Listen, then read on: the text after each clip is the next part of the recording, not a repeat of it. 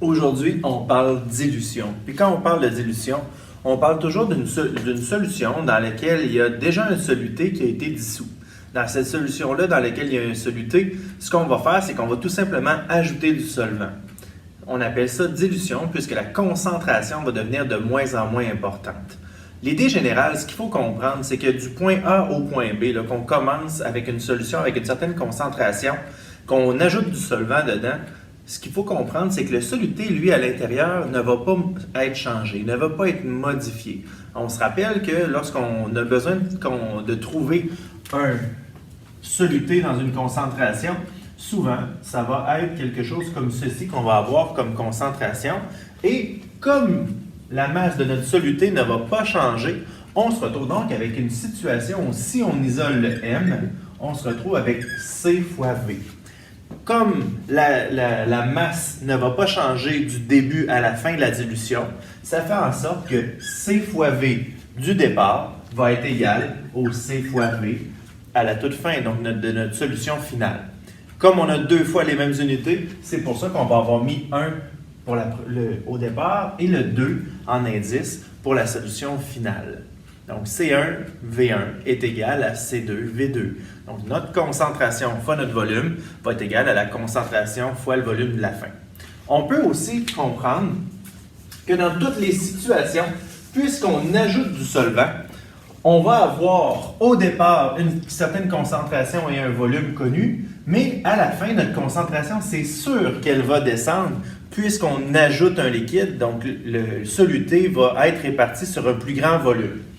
Et le volume, lui, au contraire, sera plus grand. Donc, dans une situation, des fois, on a de la difficulté à distinguer la situation de départ et la situation finale, mais dans tous les cas, ça peut aussi nous aider à réfléchir sur la situation.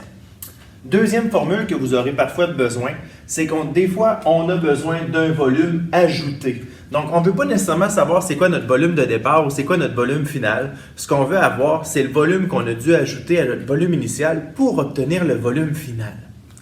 Donc, voici les formules expliquées, ce qu'on aura besoin pour être capable de faire nos exercices. Voici un premier exemple de calcul qu'on pourrait vous demander pour la dilution. Quel volume d'eau doit-on ajouter à 1000 ml d'une solution à 90 ppm pour que la concentration baisse à 60 ppm? Donc, voici l'information que nous avons. Le 1000 ml étant un volume initial, 1000 ml. On a à ça également la première concentration, C1, égale à 90 ppm. Autre information qu'elle nous a donnée, on nous donne la deuxième concentration, donc C2 est égal à 60 ppm. Et bien sûr, on a besoin de trouver quel est le volume d'eau que l'on doit ajouter. Donc, dans ce cas-ci, c'est le volume ajouté qu'on va devoir trouver. Pour les calculs, commençons avec ce que l'on sait déjà. On sait que puisque nous avons une dilution, C1V1 est égal à C2V2. Comme information, on a déjà le C1, le V1 et le C2, ce qui nous permet donc d'isoler le V2. V2 est égal à C1V1 sur C2. J'en profite pour vous expliquer pour les unités. Ce qui est important pour nous, vous allez voir quand on va faire notre calcul, c'est que les unités des concentrations soient les mêmes. Dans ce cas-ci, on a 2 fois ppm, donc ça fonctionne très bien, ça va s'annuler. Et pour ce qui est des volumes, on doit avoir 2 fois la même unité de volume. Donc millilitre avec millilitre, litre avec litre, et à ce moment-là, ça va fonctionner. On n'a pas besoin d'avoir des concentrations qui vont avoir les mêmes unités que ce qu'on va avoir comme volume. Donc ça, on ne s'en préoccupe pas. Dans notre V2, ce qu'on obtient donc, c'est 90 ppm fois notre 1000 ml divisé par notre 60 ppm. Comme je vous disais, les ppm en haut et en bas vont tout simplement s'annuler et nous pourrons donc trouver notre volume 2 qui sera de 1500 millilitres. Mais le calcul ne se termine pas là, puisqu'on n'a pas trouvé le volume ajouté, on a tout simplement trouvé notre volume final. Donc, on va avoir besoin d'un autre calcul. Donc, on peut considérer que celui-là, c'était le numéro 1. Notre deuxième calcul, ce qu'on aura, c'est volume ajouté est égal à V2 moins V1.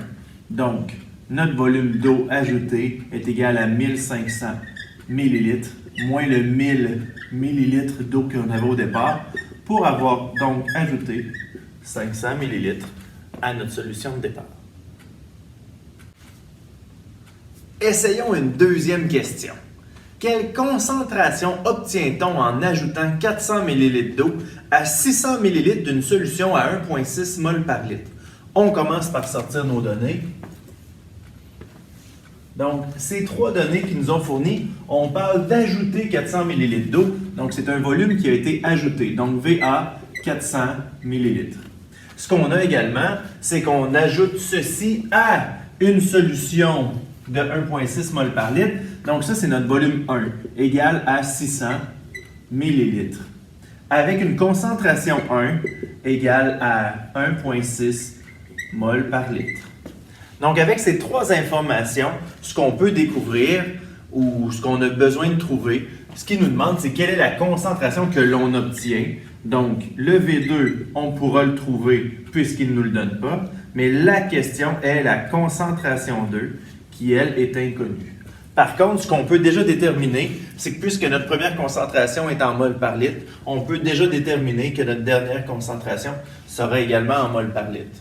Pour le volume 2, que l'on n'a pas présentement, comme nos deux volumes sont en millilitres, on peut tout simplement conclure qu'il va y avoir également des millilitres pour le volume 2. Puisque nous avons VA, V1 et que nous avons besoin de V2 pour être capable de faire le calcul de dilution, on va commencer par la formule suivante. Volume ajouté est égal à V2 moins V1. Étant donné que là, ici, c'est le V2 que nous devons isoler, V2 serait égal à V1 plus le volume d'eau ajouté. Notre volume d'eau est donc aussi facilement trouvé qu'en faisant 600 ml. 600 ml plus le 400 ml d'eau ajoutée. Le volume 2 est égal à 1000 ml. Allons-y maintenant, puisque nous avons trouvé notre V2 qui est égal à 1000 ml, on peut maintenant s'attaquer à C1V1 est égal à C2V2. Dans le cas qui nous concerne, on a besoin du C2, donc isolons la concentration 2 qui sera égale à C1V1 divisé par V2. La concentration se calcule comme suit, 1,6 mol par litre fois un volume de 600 ml divisé par un volume de 1000 ml. À ne pas confondre avec notre volume d'eau ajouté. Donc, ce qu'on obtient, aussi simplement en faisant 1,6 fois 600 divisé par 1000, on obtient notre 0,96 mol par litre. Ce qu'il faut comprendre aussi avec ça, c'est que les millilitres qui étaient en haut et en bas, on a tout simplement eu besoin de les rayer puisque c'était deux unités similaires. Et ce qui nous reste, c'est notre mol par litre. Et c'est pour ça qu'on obtient la concentration en mol par litre au final. C'était les deux situations les plus difficiles qu'on peut obtenir, donc des concentrations en faisant un lien avec le volume d'eau ajouté. Sinon, je peux vous donner tout simplement un calcul où je vous donne le C1, V1, C2 et vous demande uniquement de trouver le V2. Donc, à partir du moment que vous avez 3 informations sur 4, vous êtes capable de trouver la 4e information. Sur ce, je vous souhaite une bonne continuité.